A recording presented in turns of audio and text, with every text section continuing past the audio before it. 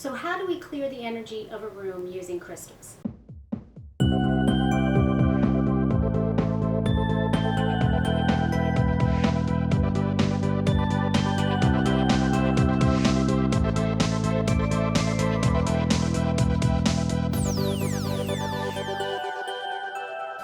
Lots of ways to clear energy of a room. So what do I mean by clearing a room? Well, a lot of times people will enter a room and just feel some yuck and stuck energy, some negative energy or negativity, and they want to clear it out.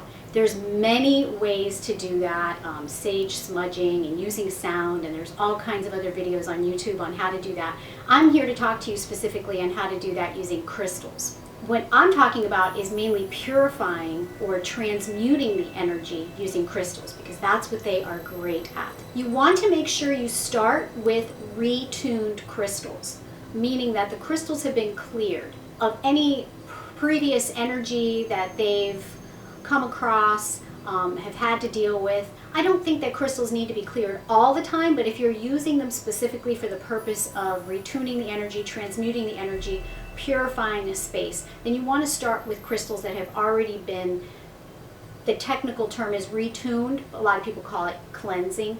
And the best way to do that is to take the crystals you're going to use, put them together in a bunch, and take a beautiful sound. Sound energy is my favorite way to retune a crystal, like from a crystal singing bowl or a Tibetan singing bowl or some tingshas, and clear them that way with the vibrations of the sound. It's the easiest and safest way to do it, believe me. One thing that you can do is to just simply have crystals in your space that are large enough to emit energy in all directions. And the larger the space, yes, you want the larger crystal. Size does matter in this respect. So for that purpose, I wouldn't use a point like this to just, because the point will generally just mainly send the energy out through the apex. That's what we call the point.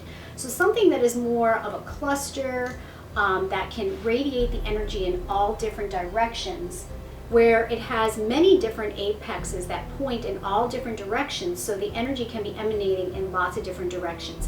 So that would be your best bet for a natural crystal. You can also go with something that is cut and polished for the purpose of radiating energy in all different directions, like a sphere. And remember, again, the larger the room, the larger the crystal. So if you're trying to do this for a very big space, it might be better to have a couple crystals or a larger piece. If you want to do this in an average sized home or office, then put one of those pieces in each of the rooms rather than relying on one crystal to do it for the entire house. Something else you can do, which is sort of like doing a sage smudge, is making a gem elixir spray. That's intended purpose is specifically for retuning or transmuting, purifying the energy in a space. So I have an e-kit all about how to create gem elixirs. It's basically water, sometimes with other essences, that takes on the essence of that gem or crystal.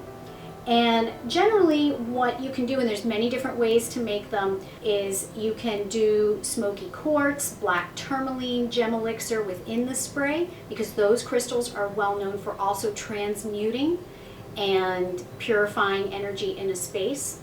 And then putting some essential oils in that are also known for doing that, such as sage, and specifically it's Salvia officinalis is the sage essential oil you want to use for basically a gem elixir spray that's meant for the purpose of transmuting the energy in a space. Speaking of smoky quartz and black tourmaline, those are also really good crystals that you can use to transmute and purify the energy of a space, so that any kind of energy at all coming in gets transmuted to neutral.